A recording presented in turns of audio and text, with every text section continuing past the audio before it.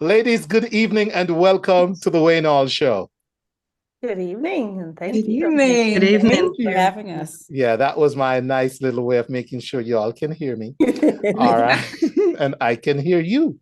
Okay, I'm going to tell you what tonight. So, Jekyll is our host, our moderator. And so I'm going to turn it over to Jekyll, and she's going to get into an introduction, your bio, etc. But then, ladies, as you talk, based on the perspective of your journey, real quick, let's say you were a politician and you've seen some of the lack of inclusion. Don't rock your head, politician. Or if you were in another form of business, but as you evolved into who you are now, you have come across what our theme is about this year: the presence or lack of inclusion for women.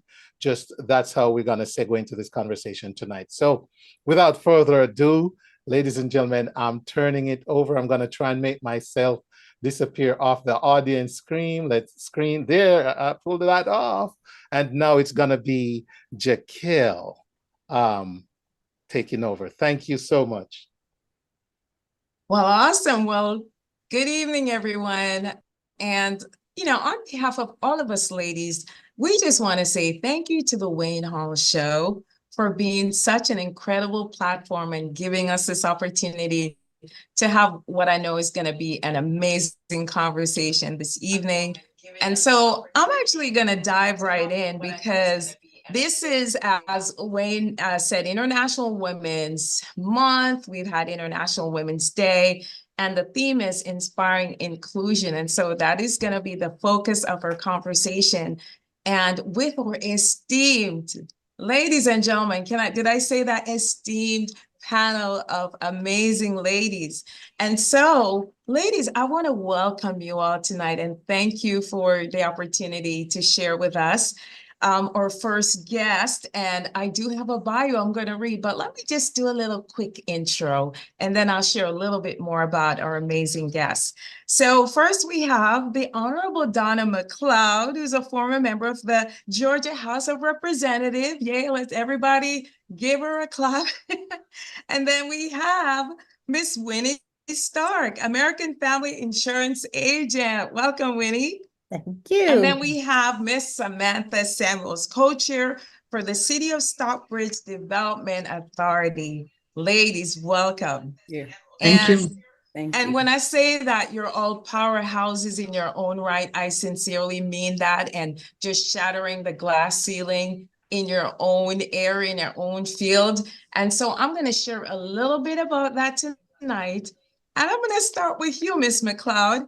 And the reason why I'm starting with you is you recently celebrated your birthday. So we're going to just celebrate that right now because, for all your accomplishments, you get to celebrate your birthday till March 31st. How about that? That's great. And I'm doing it. You're doing it. And so I just want to share a little snippet about you for our audience. And I know a lot of them do know of you. They've followed your really amazing career, but you're from Jamaica, and so I just want to make that known that we are claiming you front, left, right, and center. And so I do have a bio here, so I'll just share a little bit of that. You were actually born in Kingston, and then you moved to Canada, because I think some people think that you came directly here to the US, right? So you came here from Canada, you moved to Georgia in 1998 and became a US citizen in 2012. And then going from that to the House of Representatives. But before we get there, I just want you all to know who this lady is. She earned a bachelor's degree in chemical engineering. How many people do you know who's earned that? You're the only one I know. So right away, and so you're a chemical engineer with over 30 years of experience in quality assurance management engineering, and you're now the president and CEO, I'll try to say this right, of Envirocol LLC, okay, a quality insurance regulatory consulting company specializing in medical devices, food, plastic, and pharmaceutical Pharmaceuticals. So you first ran to represent District 105 in the Georgia House of Representatives in 2016. And then you served 2019 to 23 as the member of the House of Representatives from the 105th District. And I've got to say, you're a first, and we're so proud of this first. The first Jamaican American to become a representative in Georgia. And ladies, we just got to stop there and give that hand. So just so incredible. You are also the co-founder of CANI. It's Community Action Network Initiatives. It's a nonprofit, a 501c3 organization that helps educate and inform people of their civic and societal rights and responsibilities. Yes. So powerhouse, did I say that? So welcome, welcome. So happy to have you here. All right, so next we have Miss Winnie Starke. So I'm going to share just a little bit about you.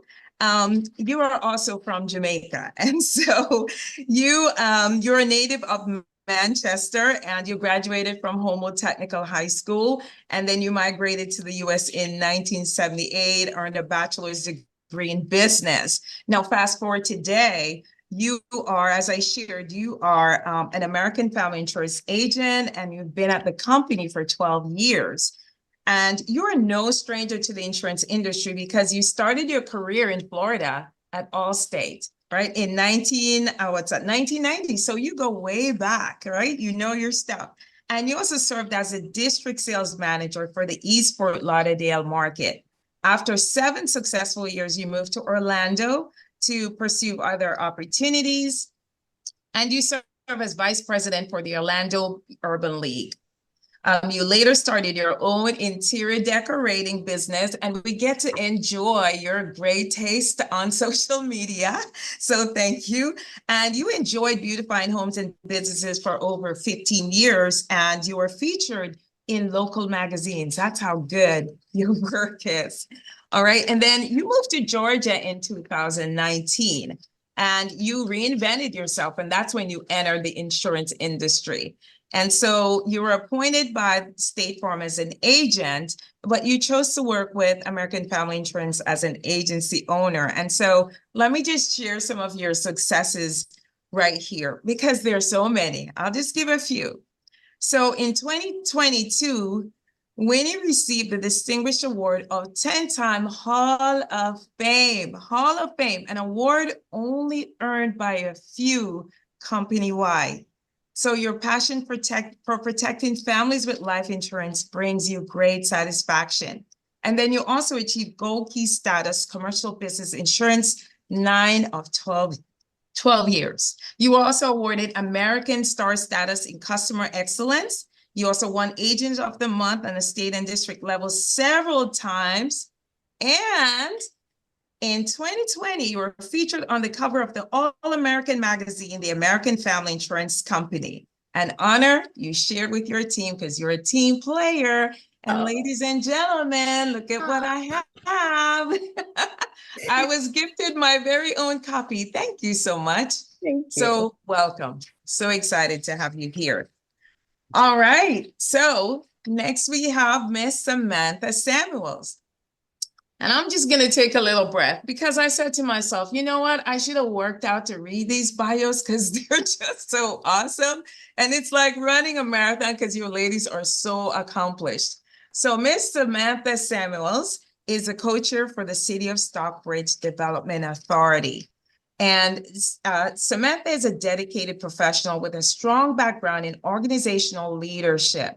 You graduated from Mercer University with an undergraduate degree in this field, all right? And then you got such a great passion for mental health advocacy. Your passion is evident through your active involvement in various professional platforms. You've contributed your expertise to the National Federation for Families with Children's Mental Health, indicating your commitment to supporting families dealing with mental health challenges. And that is so crucial right now because not just our country, but all over the world, we've seen a rise in this is kind of its own pandemic. So we are just so appreciative of your passion in that area.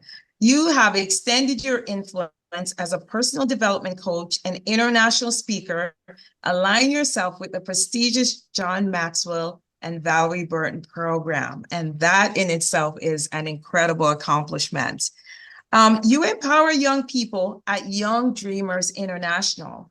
So at the helm of Young Dreamers International, you hold the position of CEO, and this role underscores your leadership abilities and showcases your commitment to empowering and inspiring young individuals to pursue their dreams. So just a few more things about you, right? You're the former president of the Caribbean Association of Georgia, and your role as a nonprofit leader. Beyond this role, you are such a versatile individual because you're an author, you're a speaker, and you're a minister. And your personal journey of self-discovery and authenticity is encapsulated in your powerful motto, be honest with yourself, the person in the mirror. And if we start there, that will do amazing things for our mental health, would it not? All right, so ladies, Samantha, welcome. All right, so we're actually going to dive right into our conversation. And ladies, I know I shared some things about you. However, during this conversation, I'd like you to also enlighten the audience of any key things additional things that they need to know about you and what's happening right now for you. All right, so we have some questions, and so we're gonna dive into that. And Mr. Wayne Hall had mentioned our sponsors earlier, so we definitely want to thank our sponsors again for this evening. And so I'm going to dive into our very first question. And each of you just take 5 minutes to share your answers with me. There are a couple of questions all rolled up in one, and so I'll just repeat it for each of you. But I will go ahead and extend and start off with our representative, Donna Mcleod. And this is the question, right? Please, you can share a little bit more about yourself, should you wish to do that, but then share how you assess the inclusion or lack thereof of women in every facet of life based on your experience. What stands out to you? Who stands out to you? And in what era would you say women are the least included? So I know that's quite a lot. So I'll share it again, and then you can dive right in. So how would you assess the inclusion or lack of inclusion of women in every facet of your life based on your experience, facet of life based on your experience? What stands out to you? Who stands out to you? And in what area would you say women are least included? So let me start. So back in the day, you mentioned I was an engineer, and back in the 80s, there was a class of 132 people that started the engineering program, and only 32 of us graduated. So women in engineering is one of those things that I think we're still not seeing the kind of presence. For a lot of women, they seem to be afraid of math, and math is your friend. Trust me, math is your friend. But I think for me, as the years have gone by, and I was a single mom at the time too. So not only am I in a field that there's not a lot of women, then you're dealing with the fact that you are a woman, because as a mom and a young mom, I had daycare issues. I had a sick child, and ladies, if some of the ladies know, today they are so much more stuff offered to women in the workforce with children. Back then there wasn't. So when your kid was sick, you were really harassed about coming to work, and your child is sick, and you can't bring them to daycare. So it was definitely challenging. So I definitely think that the field of science still needs a lot of women. The diversity, having diversity at the table in all aspects of our work life is important, and women provide that, especially Black women providing that because of the challenge that we have to face. I remember even back then, just our hair texture was an issue.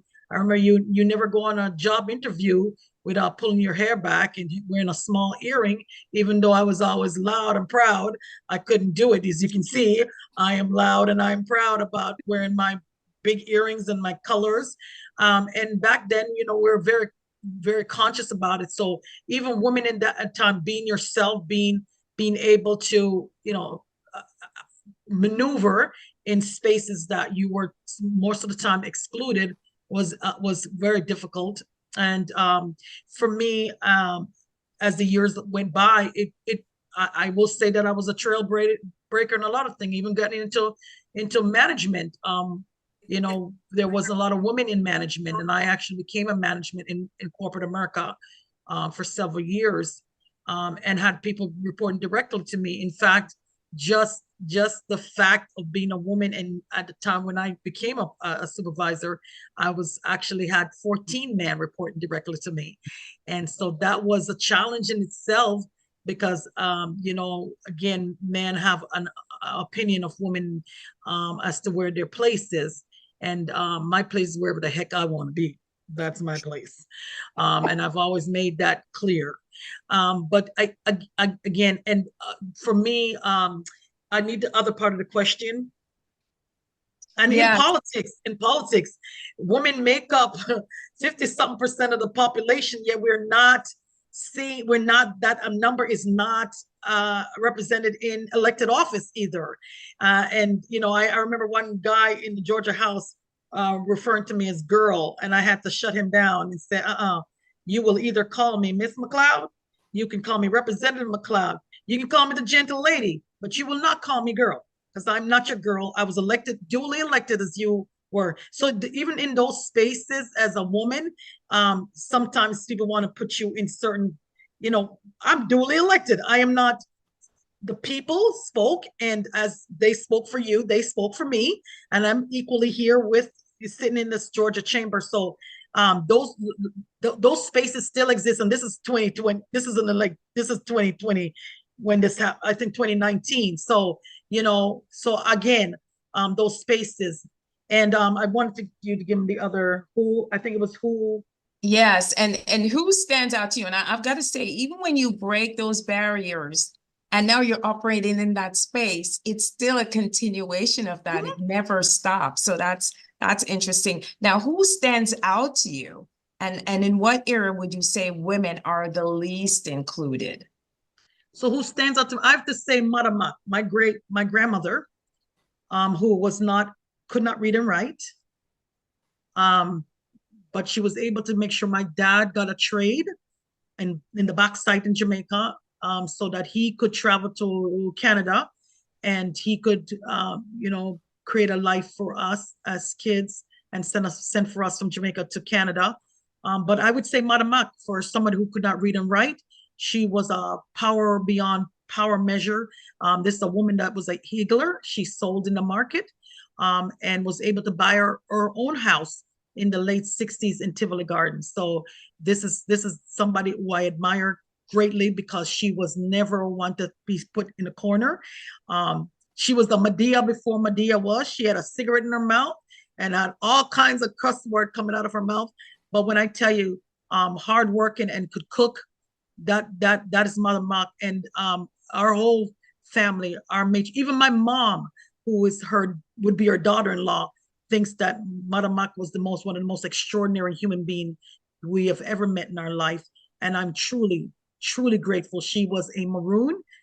Her family, she was never enslaved. Her mentality was that mentality too. She certainly was emancipated long time before anyone else. And so for that reason, I am totally in awe and in honor of her.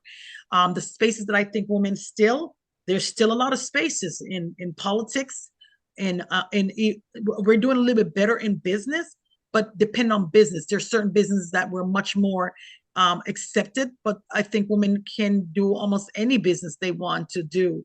Back in the day when it was more custom for a woman to be a teacher, and now we have branched out to being head of corporations, and we bring a lot to the table. So as far as spaces, I think science, because those are the two areas that I'm most familiar. I think science, we're still lacking in science field, and we're also lacking in the political process and governance, right? So I try to make sure I explain to people there's a difference between politics and governance.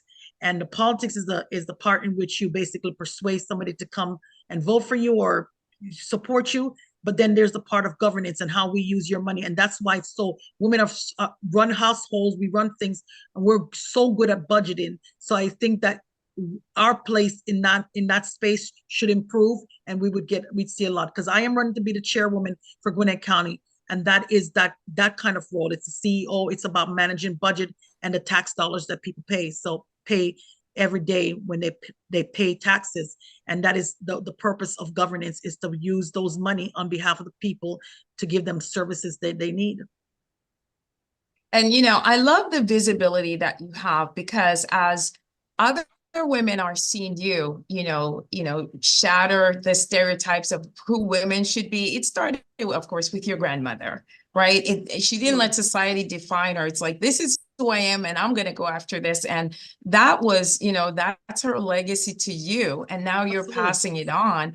And all these women are hearing this tonight. There's such a strength about it. And it has to, and about you, and it has to start from the inside out. And to know, yes, these are the characters that we've developed, through our grandparents, through our parents, and we could be anything we want to be, wherever God says we need to be, we could be that. And so when they see you doing it, and we're not just saying it, but they see you do it, it's like, I could do it too. Imagine the young girls looking at you. So I know that we need to go on, but one of the things I will say, even being elected to the Georgia House, I did not know I made history until afterwards. And somebody called me and said, because I was told just to flip the seat, I would have been the first African-American to serve in that seat as well. And when they called me and said, you're the first Jamaican born to serve. And one thing I want to say about history is not made by people who go out to seek history. It's made because you did the right thing at the right time, or you stood up for something that you believed in. And that's how you make history. And that's the only kind of history that really, truly matters. Amen. Incredible. All right. So we're going to move to you, Samantha.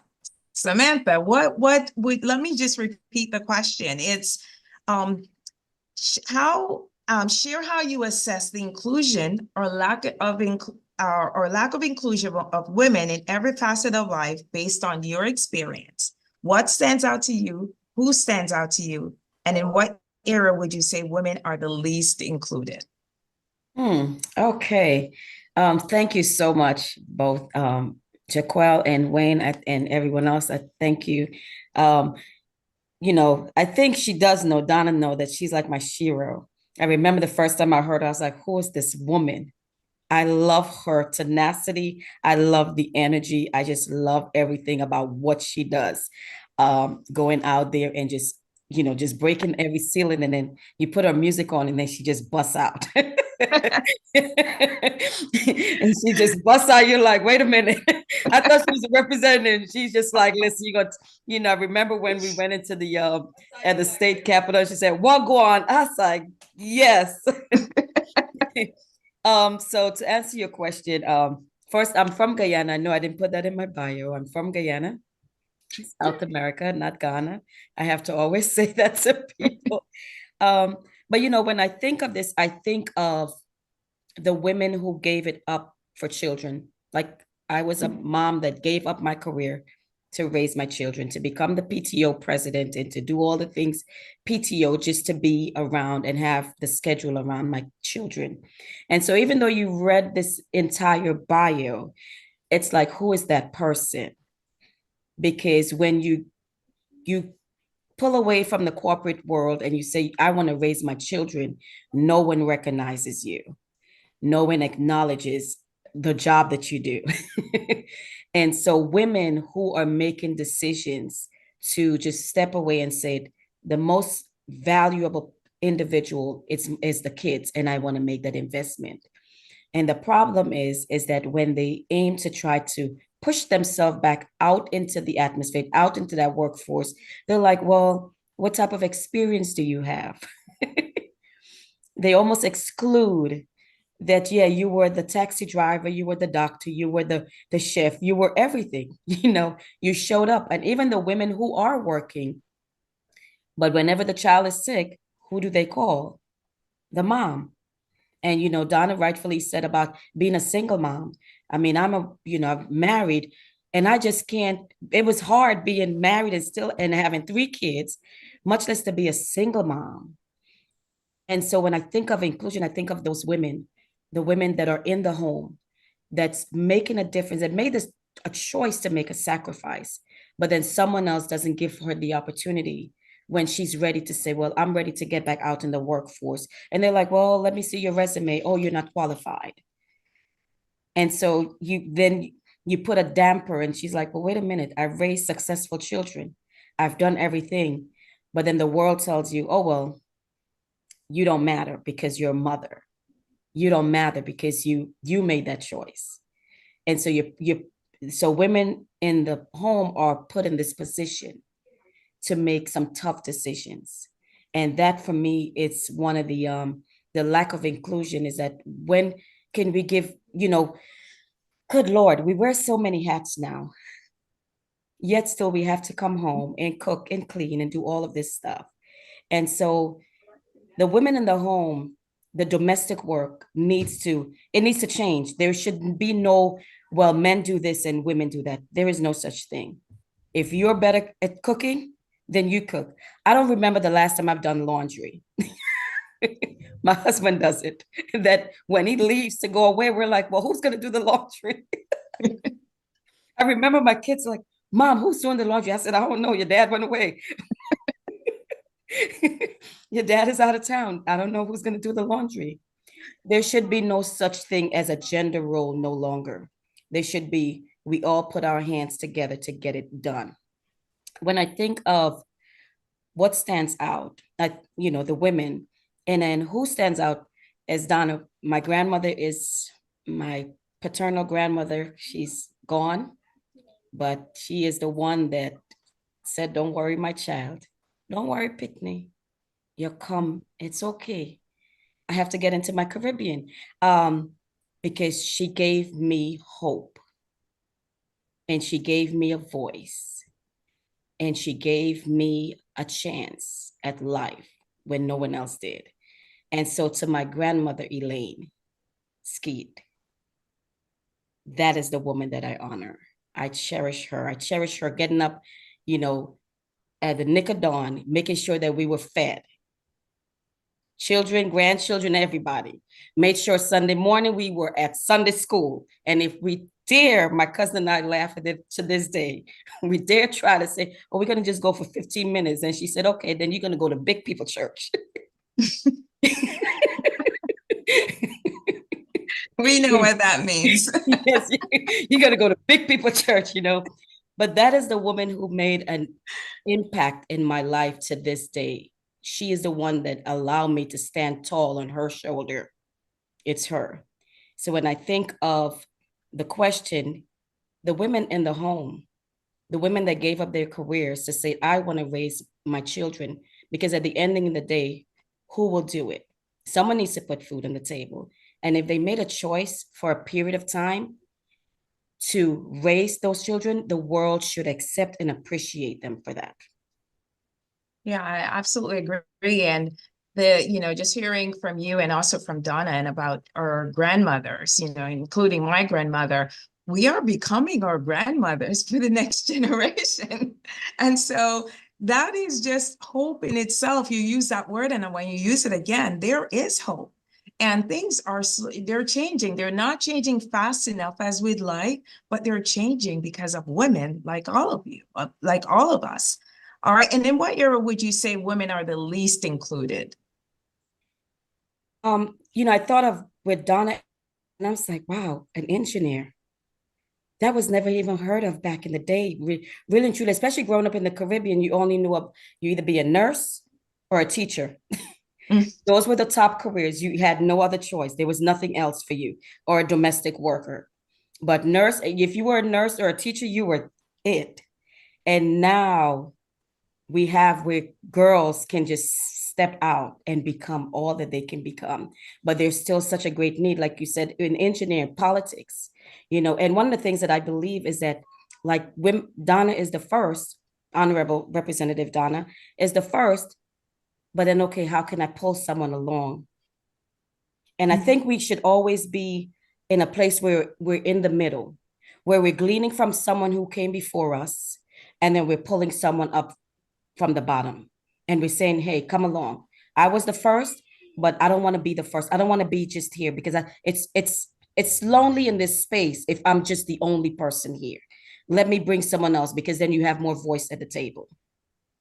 Yeah, exactly. And then just encouraging the next generation that it's okay to be first.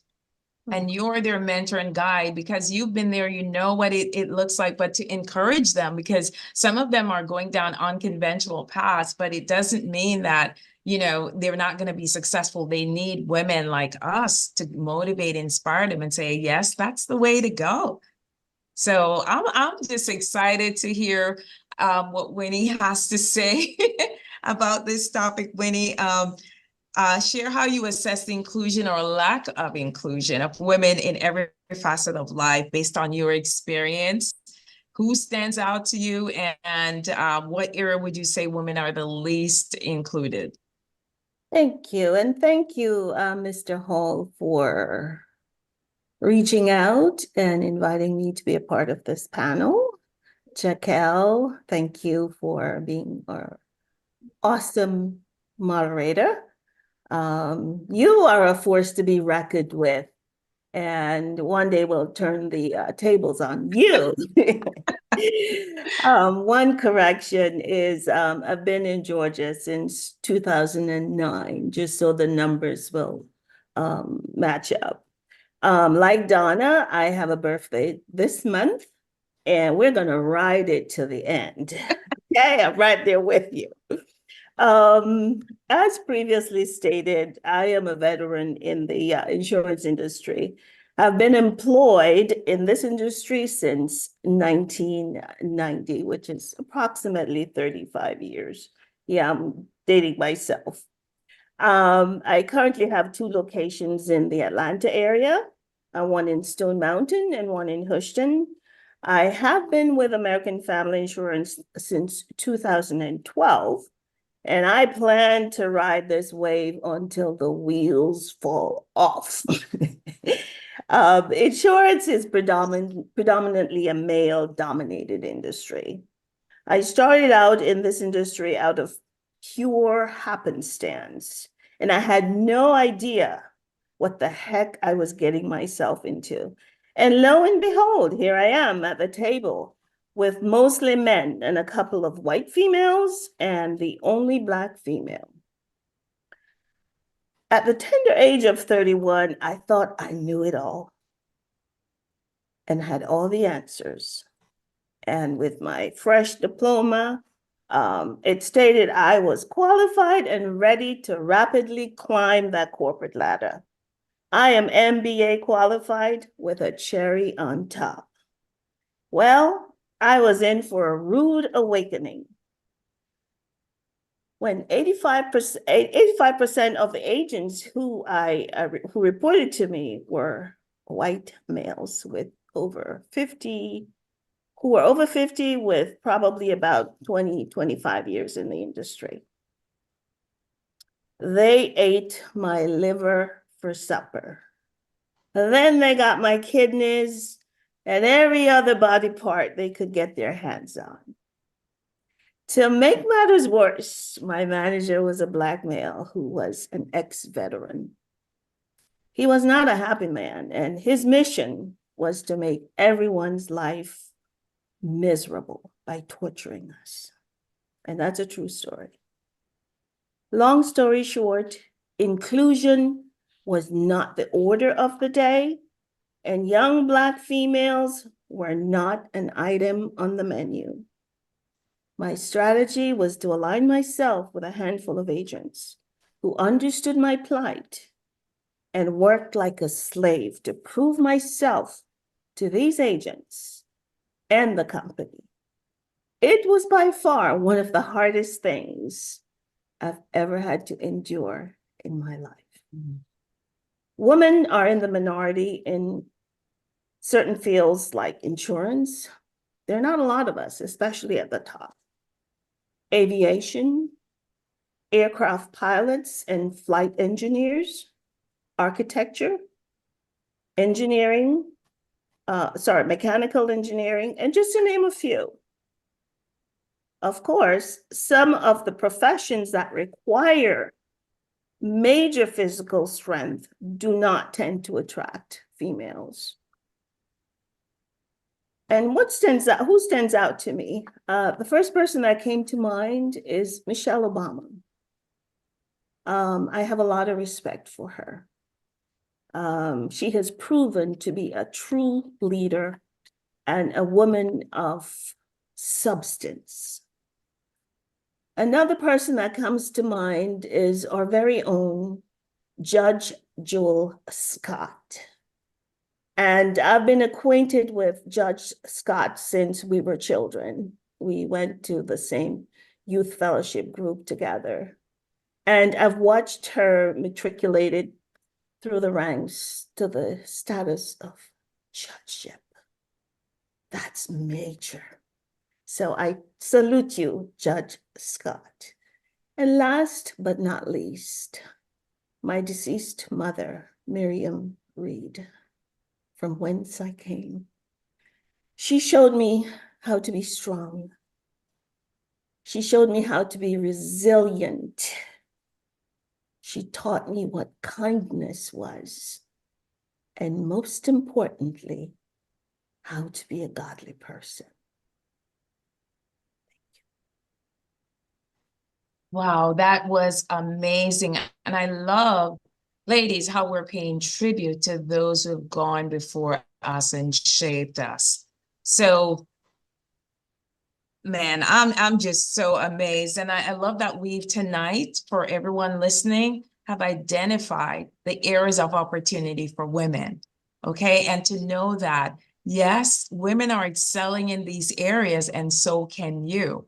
And there are awesome mentors that are available to help to push you, to carry you along. And I think what's really key is for us to start with the younger generation, much younger, even before high school, to instill this in them so they can start forging their own path and making the right decisions. So, all right. So that was our first question. And I figured that would be like the most intense. So I know we're going to keep moving it along, but right now we're going to take a commercial break. And then we're going to come back to our next segment. And then we're just going to keep diving into some really good conversation. Join us in celebrating Women's History Month by re-electing Patsy Austin Gatson, Gwinnett's first female district attorney.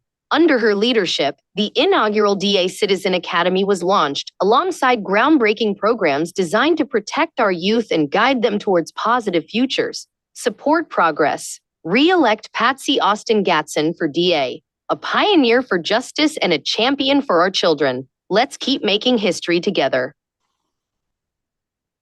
All right, awesome. All right, welcome back to everyone who's tuning in, and thank you, ladies, for our first great session. And let's dive into the second half. So according to one theory, one of the major causes of gender inequality is a lack of awareness among women about their rights and their ability to achieve equality. This lack of awareness is often due to the prevailing culture and social norms, which dictate that women should be subservient to men. Are you in agreement, and why or why not? And before you each answer that question, I'm just gonna remind our viewers who we're with this evening. We're with the Honorable Donna Mcleod, we're with Miss Winnie Starke, and we're with Miss Samantha Samuels, all powerhouses in their own right. And so here is the pressing question of the day. This lack of awareness is often due to the prevailing culture and social norms, which dictate that women should be subservient to men. Are you in agreement, and why or why not? All right, so we're going to get started. Let's go first with you, Winnie. We're going to start with you. I'm definitely not in agreement. Today's woman knows better and are fully equipped, educated, and trained to handle pretty much any job a man can do, as long as she's physically able to. In this country, thank God, we are more socially advanced in recognizing that women are brilliant creatures and gender-specific roles are a thing of the past. Today's woman is more prepared than ever before to step up and manage large corporations, small corporations, medical practices, major construction projects, just like we have one budding in Jamaica with 3 women at the helm, just to name a few. In many cases, we come to the table better prepared than our average male, because we know the bar is so much higher for us. In order for us to stand shoulder to a man, we come prepared, and being subservient is not a part of our vocabulary. Thank you. You said something that's, I love that. You said something that is so key about women being prepared. We're actually a lot more prepared, and we take and we spend the time.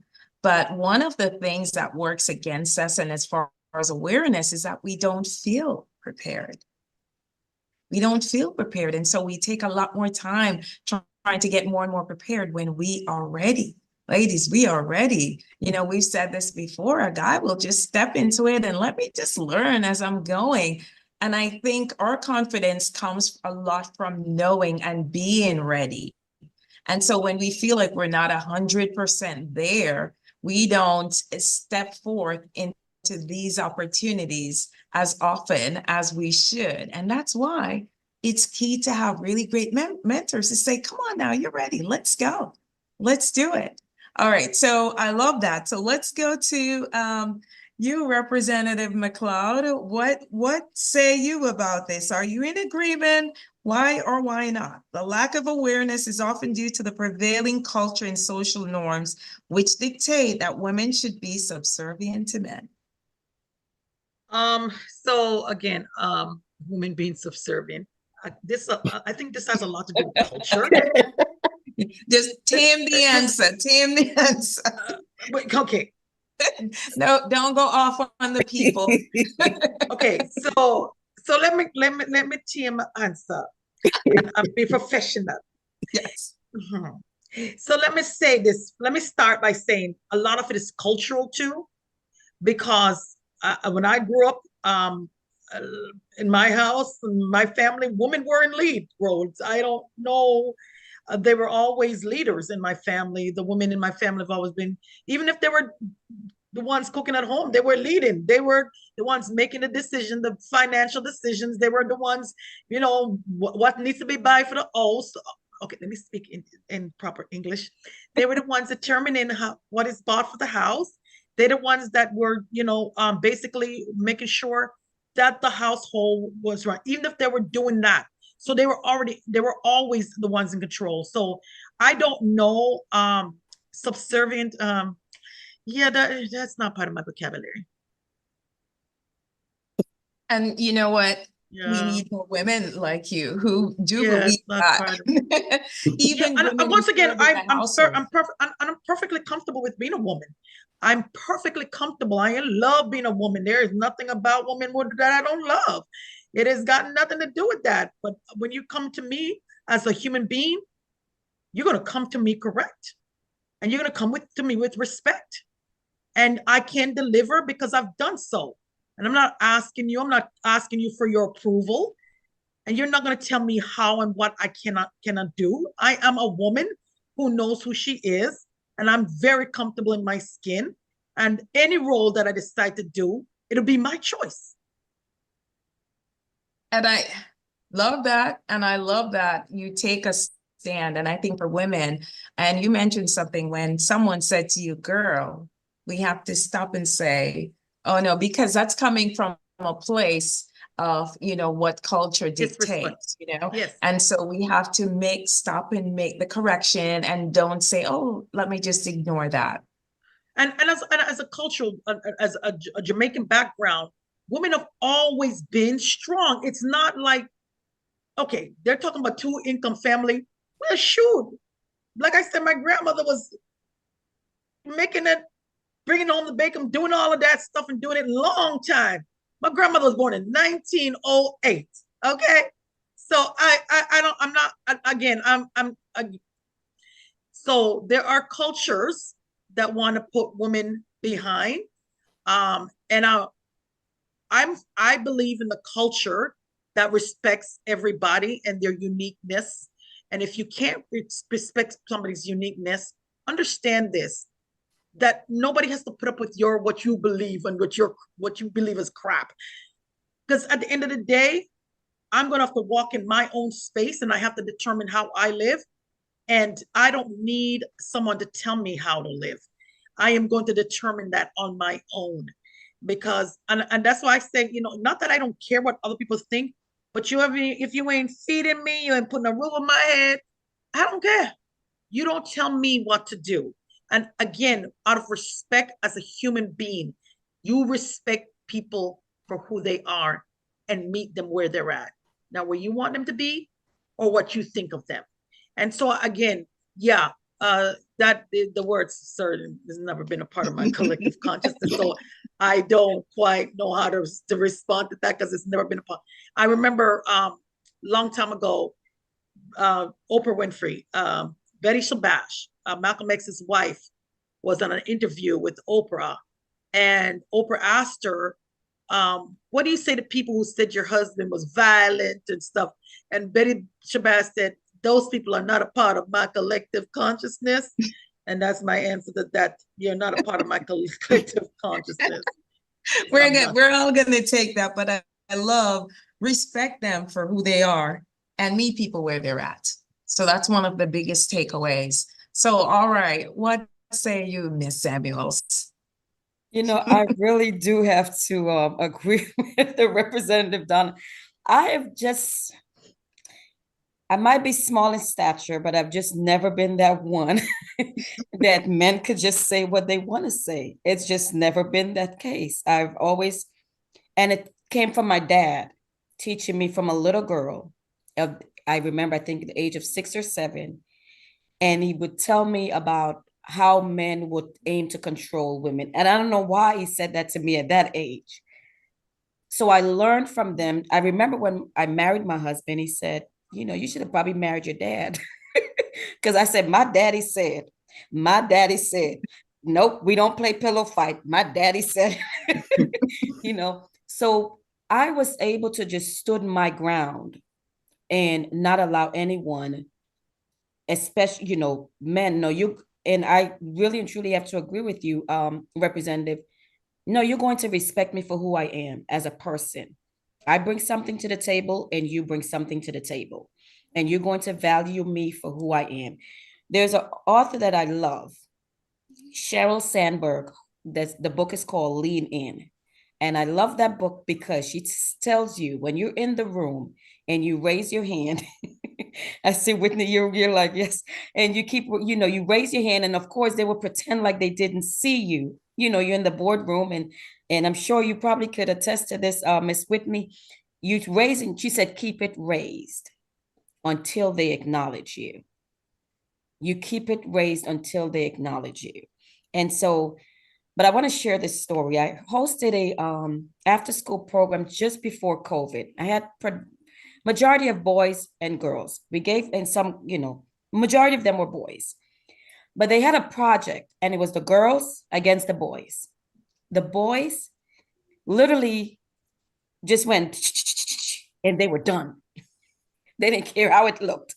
The girls were arguing who is going to lead and who is going to be in charge. And I think, if anything, that is one of our thing that we have. The boys got it done. The girls were still trying to decide. Sheryl says, be done, not perfect. So we have to get to the point where get it done and learn from it and not try to fix the problem or, trying to make sure it's all perfect. But when it comes to, what is that? Subservient to men? We Oh won't use that no. word. We won't Yeah, use that no. word. Yeah, no, That we're gonna have to put that in the that needs to go somewhere in the trash can or something like that. No, I've just not ever been, and some people be like, no, you're really reserved. I'm very reserved Mhm. until, and I will leave it as that until. Yeah. And I think in cases, and for our listeners, there are a lot of men who make really great partners and they respect women. What we're talking about is in the society as a whole, and in certain cultures where women are not valued. And so this is where they find themselves being in this position. And we have to take a stand and say, yes, we're not in agreement with that. We say yes to women being empowered, yes to women being valued, yes to women being and going after their dreams and know their worth, and they've got the skills and the talents to perform just as well, and in some cases even better. All right. And so we want to acknowledge that, and that it's time for more change to happen, for us to not talk about it, but for us to actually see it. It's been the trickle effect, but ladies, I have a feeling, because there are women listening tonight, there are younger women listening, but really it's like catching fire, and things are changing, and it's going to start picking up the pace. So awesome. So we're going to take a commercial break, and then we're going to come back to our last question of the evening. And yes, we're going to go out with a fire. Join us in celebrating Women's History Month by re-electing Patsy Austin Gatson, Gwinnett's first female district attorney. Under her leadership, the inaugural DA Citizen Academy was launched alongside groundbreaking programs designed to protect our youth and guide them towards positive futures. Support progress. Re-elect Patsy Austin Gatson for DA, a pioneer for justice and a champion for our children. Let's keep making history together.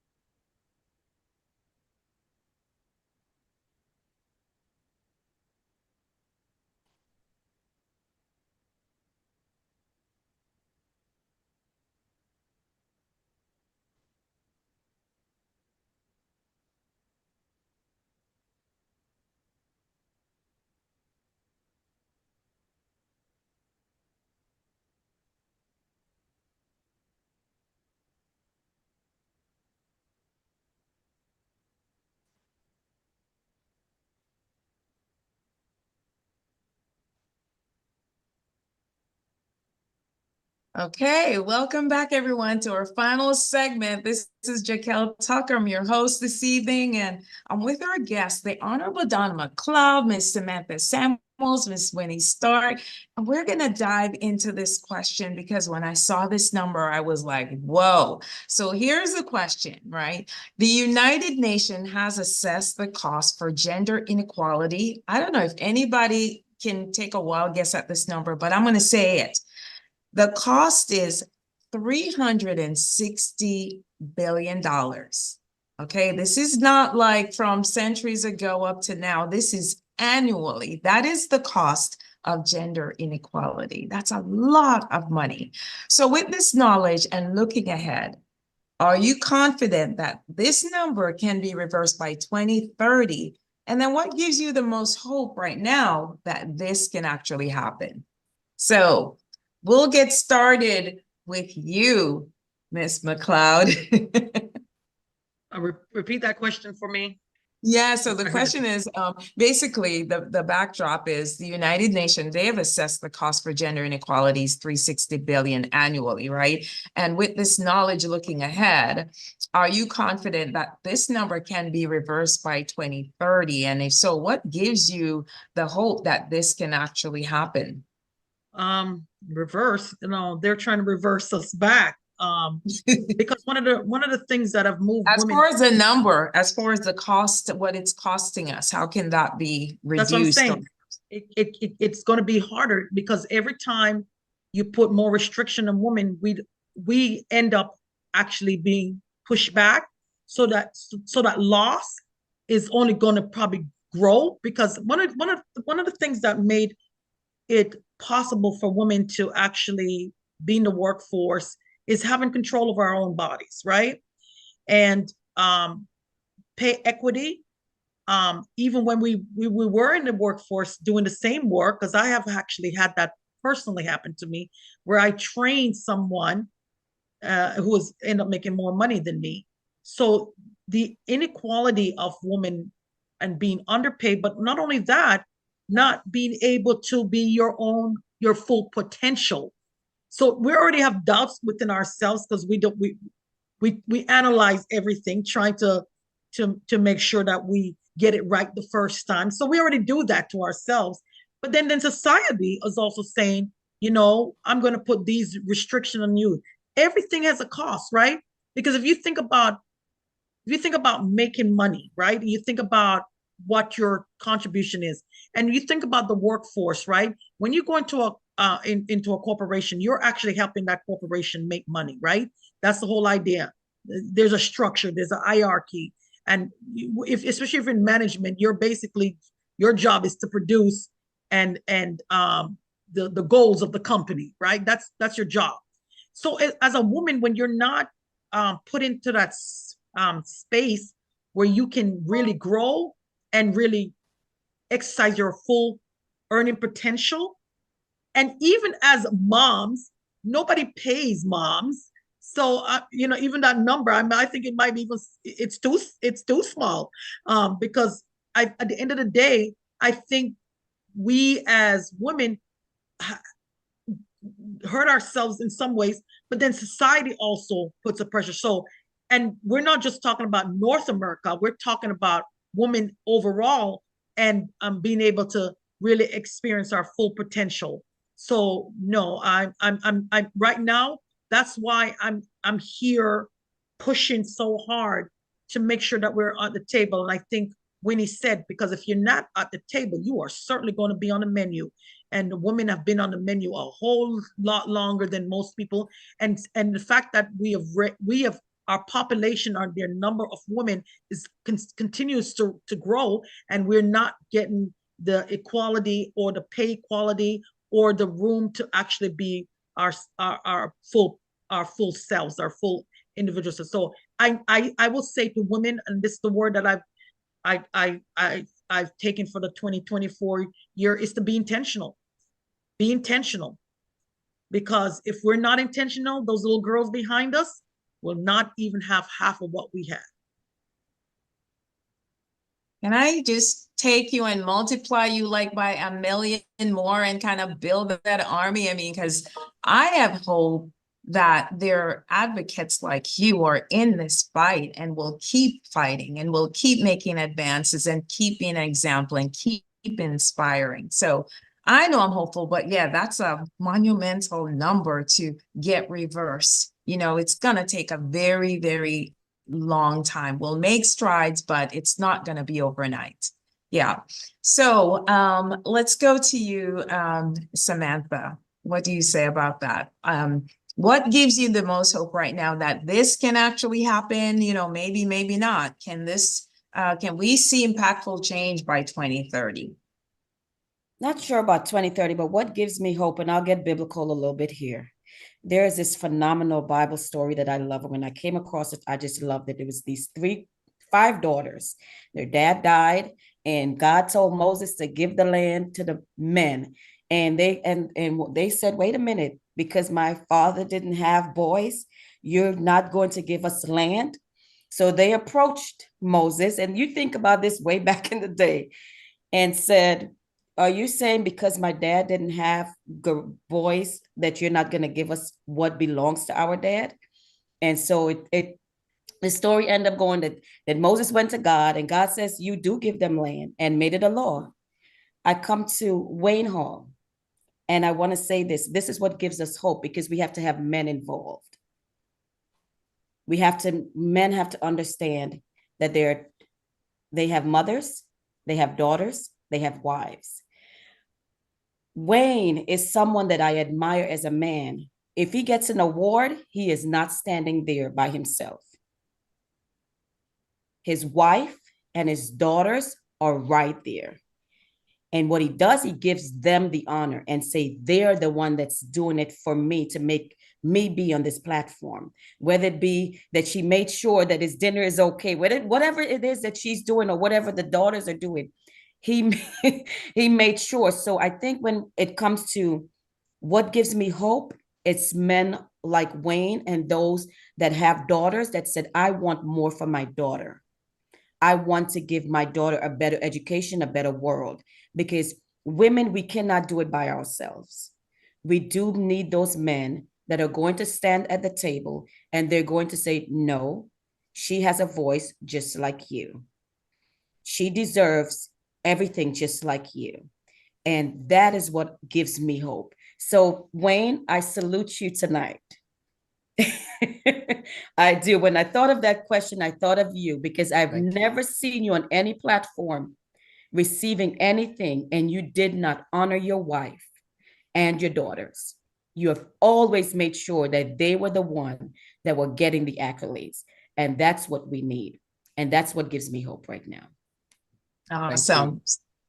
Awesome. So we're going to take this time and just give a shout out to the amazing men in our lives who support us and who stand behind us and who believes like, yes, whatever your dreams are, go for it, and support the daughters and support the mothers. So thank you all. And I'm totally in agreement with that. And I'm inspired and have hope because of that as well.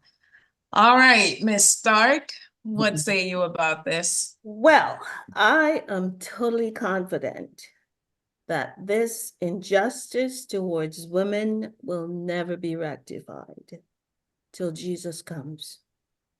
Why do I say that? The injustice will never stop, so that number will keep growing. While we have come a long, long way in recognizing the value of women and what they bring to the table, for example, we have many women who are now heads of large corporations, Fortune 500 corporations, such as CVS Health, General Mills or General Motors, UPS, Progressive Insurance, Fannie Mae, Best Buy, just to name a few. We also still have cultures and nations where a woman will never be recognized as worthy of equality and inclusion. In pondering this dilemma, we as women have to do our best to prepare ourselves educationally, emotionally, and spiritually to step up to that table. And if there is no chair at the table for us, then by all means, build our own table and invite our own kind to the table. And let's see who has more fun. That's my comment. All right, mic drop. Now, you had me at I am confident because I was like, whoa, Winnie's confident that this is going to happen. So you got me. But, what I love about what you said is, creating your own seat at the table. And that's happening more and more for women. I know sometimes you focus a lot on the marketplace, especially in corporate America. And women are creating their own seat at the table through entrepreneurship. And there is astounding progress that's been made in that area where women are using their natural skills and talents. And right now, society, and we've moved to even more of a digital space where women can create things even from home. And I have hope for women who stay at home moms, and to know that there are opportunities that can be created for them, right? To create a better life for their kids and for themselves, for their actually entire family. I know women who they're the breadwinners now, the stay-at-home mom who then built a business and they're now the breadwinners. And I think men are not in general, but there's a certain part of the population, various places that are starting to recognize the value of what women bring, the ideas, the innovations that we have, and that we're business women, and that we can take a great idea and put it to work, and it can change our entire family, and they are enjoying the fruits of that. So there is that undercurrent that's happening, but it's going to take us, you know, continuing to be advocates for ourselves and for the next generation of women, and come alongside the men who support us and encourage them to help their friends to understand, and the guys in their circle to understand that we need the support. And I think it's just understanding women overall, right, about what we desire and that we want to do more, and that we consider ourselves as your partner, and say it, not just assume, okay, one day they'll figure it out. We have to speak, our voices have to be heard and be understood. All right. So because together we can do so much more. And, you know, more and more men are realizing, like Mr. Hall, you know, hey, it's you and Michelle all the way. Hey, without Michelle, I don't know where I'll be, right? So it's the same for me and my husband, you know, and then for women who have great dads in their life and great uncles, grandfathers, you name it.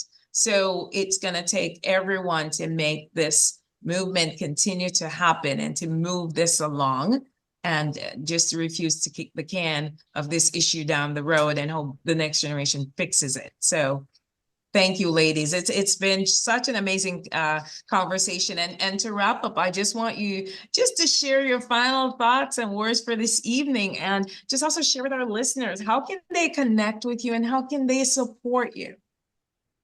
All right, we'll get started with you, Winnie. Thank you. And thanks again, Wayne, for allowing us to visit with you and the listening audience on this platform. It was indeed a pleasure to participate. Again, I'm with American Family Insurance, and a lot of you know the jingle, American Family Insurance. That's me. And you can look me up online. My phone number is 678-537-8425. And if you Google my name, Winnie Starke, you'll find me all over the place. So thank you. And I look forward to hearing from a lot of you. Thank you, Winnie. And now you're available for singing engagements too. Wonderful. Thank you so much for being here. Okay. How about you, Samantha? Wayne, thank you so much for including me to be a part of this platform. It was absolutely great. Thank you to Miss Winnie, to the Honorable, you know, you're my she-hero. You're my shiro. And Jaquel, you did an amazing job. And to everyone that's watching and listening, thank you so much. This was absolutely great. It's conversations like these, not just in the month of March, that we do need to continue having and taking the initiative, going into schools and, you know, wherever we can find that little girl. We need to find that little girl and bring that little girl along with us. Don't leave her behind. Right now, actually, June, we all know June is National Caribbean Heritage Month. But I am actually going to be hosting the first McDonough International Gospel Concert. So if you go on, you can find it on Facebook, McDonough International Gospel Concert. Actually, not concert, festival in the city of McDonough that is sponsored by the city of McDonough. But you can find me on Facebook and Instagram. Yeah, I think, yes. Facebook, Instagram, and stuff like that. But but definitely that's what I'm pushing out there, is the gospel festival that will be coming on June 8th to kick off the National Caribbean Heritage Month. So thank you once again, and I truly appreciate being a part of this platform. Amazing. Well, we appreciate you being here. Thank you so much. All right, and now we're going to move to the Honorable, and I'm just going to give you the floor. Just take it over. So let me start by thanking Wayne. I'm sorry, Wayne, you don't have her music? You don't have the... Oh my. Yeah, y'all don't want me to act a fool right now. But I want to thank Wayne for putting this together, and Winnie and Samantha for being part of with this panel with us. I think we had some really great conversation and really good things. And Jaquil, you did an amazing job at making this flow and tying things together. And even your commentary were really good in between. So I just really want to thank everybody on this platform. Yes, I can't leave without, first of all, saying that this is an election year. And I wanted to make sure that people understood just exactly what this means. I have too many people that come to me and say, I'm not into politics. And I like to stop them and say, look, politics is the process. This country is a republic with representative democracy. And in order for it to actually work, you have to select people to be your voice at the table. And so that's the political process. It's about persuasion. I'm asking everybody out there for their vote in Gwinnett County for me being the next chairwoman. But there's also the other part. It's called governing. And that is the bigger part. We taxed you, and taxation without representation. This country went to war in 1776. That's 1770, I think 73, 74, 75. 76, they finally came to a conclusion where and declared their independence from Great Britain because they didn't want to be taxed by Great Britain anymore. And so I ask you to make sure that you understand that your money should be used on behalf of you and the people that we share a society with, and that it means that we provide services. Miss Winnie is in business. She sells a product or service, and obviously her company wants to make a profit. So they're going to charge you a little bit more than it probably should, but that's the whole idea of business. Government doesn't work the same way. They take your money in taxation. And so that's the reason why you want proper representation. You want to do your homework to make sure you get people that are elected in office that will use your tax dollars on your behalf and provide you services. In saying so, we do have an election coming up. It is a primary election, and a lot of people get confused.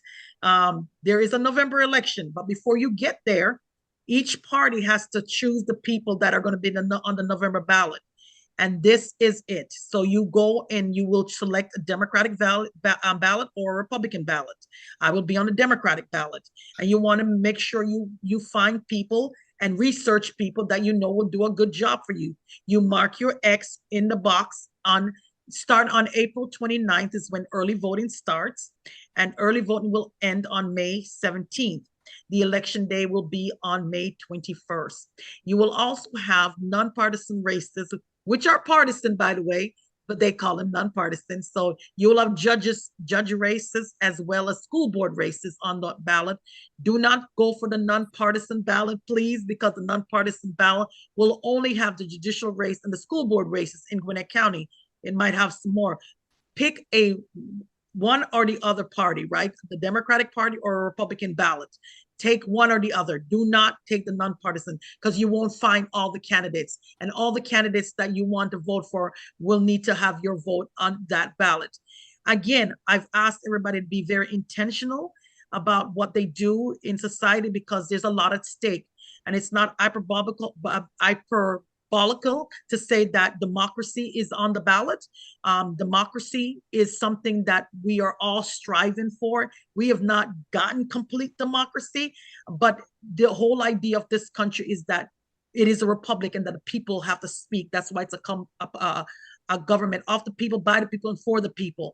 And in order for it to work, the people have to participate. And so I ask very kindly and forcefully in some ways to make sure that you get out to the ballot and vote, because knowledge is the most powerful thing you give to yourself, but the vote is the most powerful thing we give to each other in this country. And this country is going through some kind of metamorphosis, I guess, some kind of change. And we have to be mindful of the change, especially as of people of African descent, because anytime there's change, we're always at the mercy of whoever is making the change. Stop being at the mercy of everybody's change. we need to step up and make sure that our voices are heard. We have a powerful tool, and it's called voting. And I know that some people say, oh, I'm not partaking in politics, but I remind people, you have a birth certificate and a death certificate. All of that comes from government. And so at the end of the day, your participation is required for this to work. And you cannot just say, I'm frustrated, I'm tired, this is exhausting, because exhaustion, and that's what people that don't want you to participate want you to be, exhausted and tired. Believe me, I've spent lots of months being exhausted and tired in the Georgia House. And I can tell you this much, back in 2020, in 2021, I got emails with the the subject line, stop the steal, in which those emails were threatening my life because they didn't feel that Trump lost. And for those who think that this is a joke, it was not a joke. I got threats, death threats. And so I could say, you know what, I don't want any part of this, but I understand if I'm not at the table, I will truly be on the menu. And if our voices are not being heard, just like we're talking about women, it's the same thing. There's a lot of other things on the ballot. And don't just stay on one issue. There's so many things, and all of us are being affected. And we have to care about our neighbors. We have to care about the people that we love. And especially for us as women, we've got to care about the younger women that are coming behind us. So for whom much is given, so much more is expected. And I expect that you will do what you need to do to make sure we have a society that we can all be proud of. Because at the end of the day, we're going to leave something behind. Let it be positive. Because I think Maya Angelou said it best. Don't, people can tell you something, they can, do something, but it is the way you make people feel by your actions. Make it mean something. Be intentional about doing good. Being good to your society, being good to the people you love, and being good to the family and the friends that we meet along the way in this journey. And I just ask you all for your vote in May, in the May primary. And again, I ask everyone that is listening to truly believe that we have the power to make changes, and we do. Thank you. Donna Mcleod, Gwinnett County, real chairperson. And I want everybody help me sing.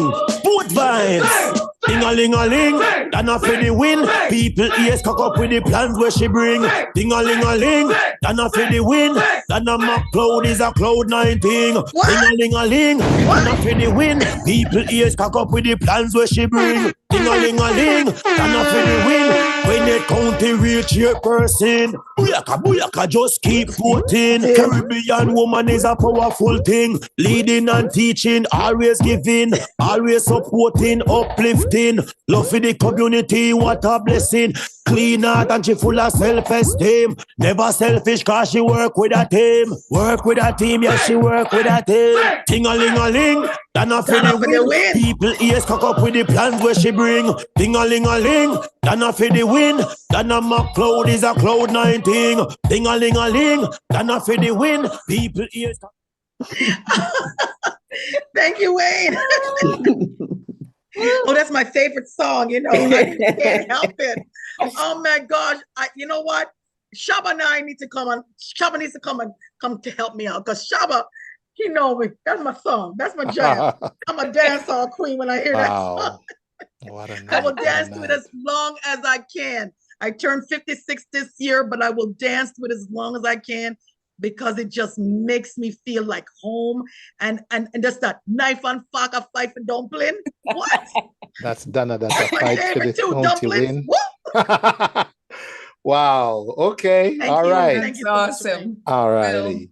Well, there you have it. Ladies and gentlemen, thank you so much for this opportunity, the Wayne Hall Show, and honoring us, recognizing us. Can I just say one more thing? Yes. If anybody wants to follow me, you can follow me on almost all social media platforms: Facebook, IG, X, Tribal, Threads, at Donna Mcleod, McLeod, the number 4U.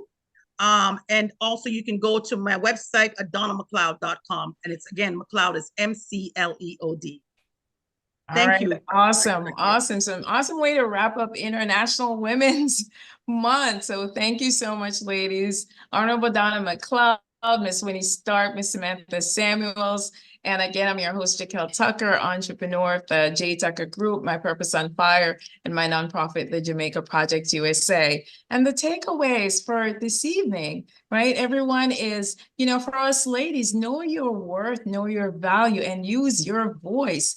And when you're blessed with a seat at the table, use your voice and bring others along with you. And as Winnie said, if you don't get your own seat at the table, build your own and bring others in with you at that table. All right. So that's how we want to leave this evening. And just to say thank you again to the men in our lives who support us. And with you, Wayne Hall, for the Wayne Hall Show and for the amazing platform that this is. So thank you all, everyone. And ladies, keep rocking out the rest of the month with your birthday. Yeah. Ting-a-ling-a-ling. Okay. All right. And so I want to say, Jaquel, thank you so very much for making one of the most impressive platform debuts I've ever seen, hosting on the Wayne Hall Show for the first time. Thank you. Yes. I want to thank Miss Winnie Starke, Mrs. Samantha Samuels, Miss Donna Mcleod for being willing participants as we continue to let the voice of women be heard. As you all pointed out, yeah, I stand with 3, my wife and 2 daughters, and so I always say nothing will be more fulfilling than to see the strength in the women that surround me. So I really appreciate you this evening. Thank you very much. I do like to sometimes bring in what some of the guests are saying on social media. So give me 2 minutes to go through real quick. All right. So Janice O'Shea is saying, Gwinnett County Chairperson Donna Mcleod on May 21st. Thank you for echoing that, Janice. Respect, Miss Donna. You have the right word, says Joan Lloyd. Cam Booster says, blessings. Yes, Donna T. Mcleod, we're going out to vote for you, says Denise Ati. All right. Denise Ati is laughing at her music. Well, I don't know if you're still laughing, Denise. Great dialogue, ladies. And host Jaquel, Winnie, please mail me that cute topper after the show, says Janice O'Shea. Top-notch woman of substance, says Joan Lloyd. Donna T. Mcleod for chairwoman, says Denise Hattie. Michelle Hanniford Hall. Oh, she's talking about me, my honey. Yes, I get. Okay, Mrs. Hall, thank you for listening. Let's teach them how to love and respect themselves and still be fantastic, says Joan Lloyd. But woman, let's change the girl culture. Ooh, boy. Create your own table and bring your own chair. Yes, they will think you are crazy, but hey, says Joan. All right, Michelle was clapping. I love this woman, says Joan Lloyd about Winnie Starke. Well, Joan, meet Winnie. Winnie, meet Joan. All right. And so Christine Marzuka says, I agree, Samantha. Kudos to Wayne. And that's as far as my Facebook page will let me scroll. So everyone who took part on social media, thank you. Everyone who watched us live tonight, watched or listened on the different radio platforms, thank you so much for tuning in. Christine Rendell is over there in London at what? 3, 4 in the morning, listening to this conversation. And not just her, but everyone else. I really, truly appreciate you. So thank you, ladies. As always, you hit it out the park. I can count on my woman in my diaspora, in my circles, in my community. I'm very proud of you. And hence we do this. I look forward to next year. Until, ladies, have a great rest of your night. And thank you so much.